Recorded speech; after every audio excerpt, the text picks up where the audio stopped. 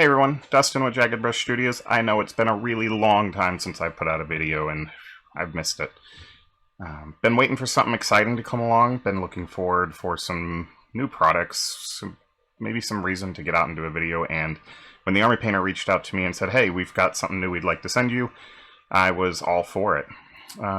You may have seen me looking at some of their speed paints recently, but in the mail this weekend I got a brand new speed paint starter set.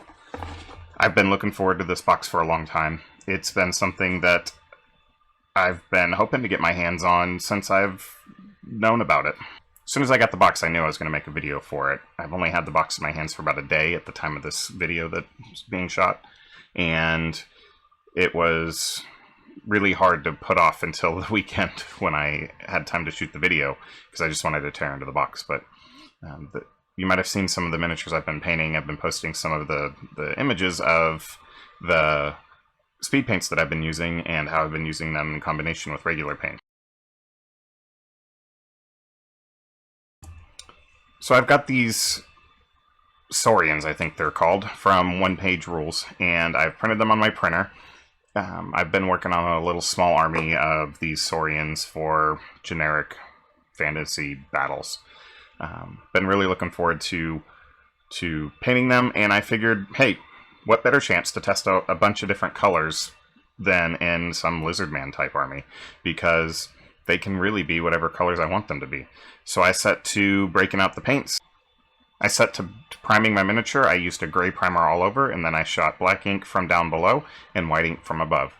What this does is it allows the speed paints to go on and use some of that natural lighting that we're using to appear brighter and darker in certain areas just where we want them. If you don't have an airbrush, don't worry, you can always use a dry brush to do this. You're just going to get a little bit less of a gradient and more stark highlights. That's fine. If you concentrate on the edges of the details of this model, you're going to get a built-in edge highlighting.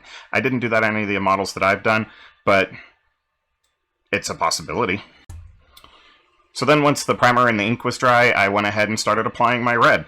It went all over the model. I just grabbed an old beat-up Army Painter Regiment brush that the bristles kind of splayed because I abused it, and I started putting that speed paint everywhere that I wanted it to be on the model. Speed paint's really easy to use. It goes on the model really smooth. It don't have to worry about it pooling too much. I did go back in some areas as I was applying it and work on cleaning up some soppy messes, or maybe where I put too much paint on there. But for the most part, it's pretty foolproof. Once you've got it all on there, it will even itself out. It will flow down to where it needs to go, kind of like a wash, if anyone is familiar with that.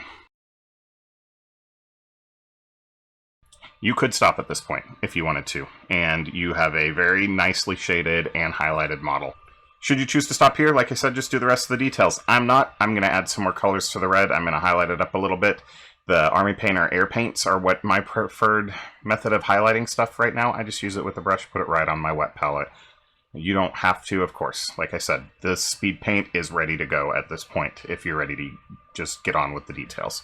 But here's some process of me painting the rest of this model up, and we'll talk about the speed paints a little bit more towards the end.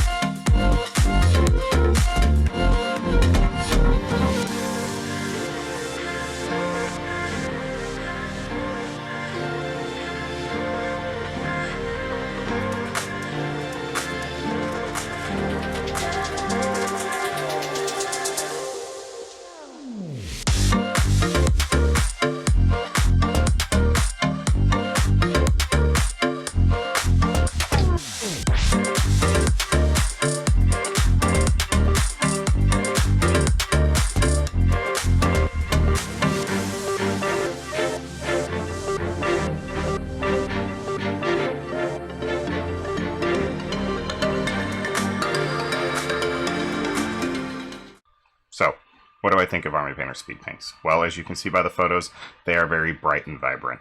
These are some of the base primary colors. Reds are really thick, they cover well, the yellows cover well, even the greens cover well. Three notorious colors that don't like to cover very well. These paints are ready to go right out of the box. They come with a mixer ball already installed in there. You don't have to do anything special. There's no need to bleed them off. There's no need to do anything other than put them onto a palette and start using them. So,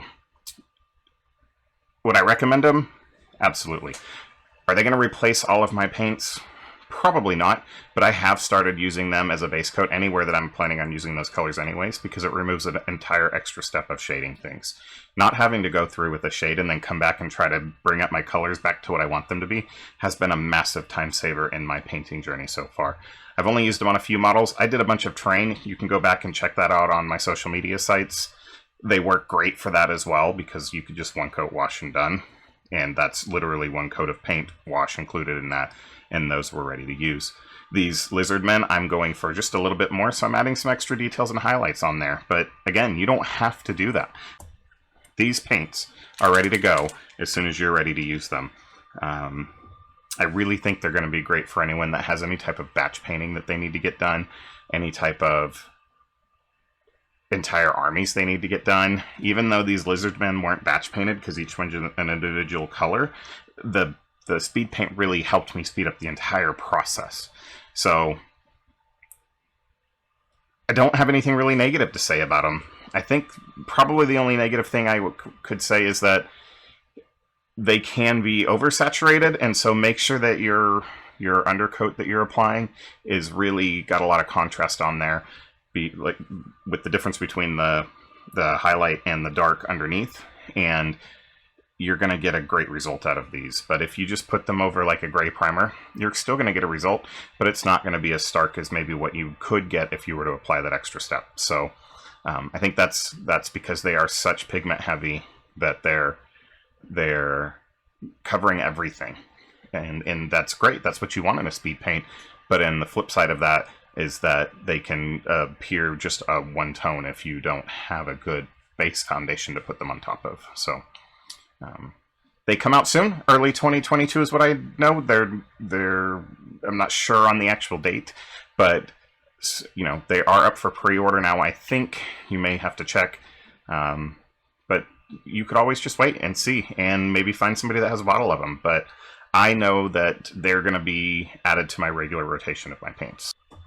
So I'm going to jump right to the elephant in the room. I get asked 100 times on my photos, hey, how do these compare to contrast paints by another major brand? Well, I'm not going to comment down on that video. I can't give a fair review. I've never used them. So what I can do is talk about these paints that I have and tell you what I think of them and how I think they perform. And then you can compare and contrast that to videos and photos you may have seen.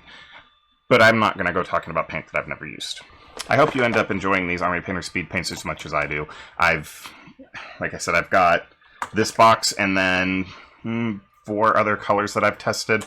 That I haven't tested every single one of the colors yet, so I can't speak to all of them, but I have tested a majority of them.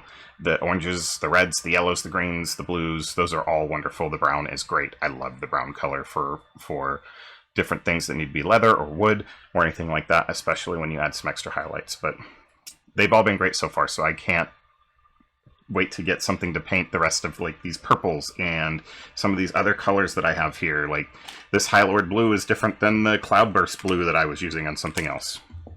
So I'm curious what that's going to be. This skin tone, I'm really interested in what the skin tone looks like, and maybe I'll have to do a future video on that. You can find me on Facebook and Instagram at Jagged Brush Studios. Feel free to ask me questions on there. I'll answer them as I can. And until next time, get out there and paint some more minis.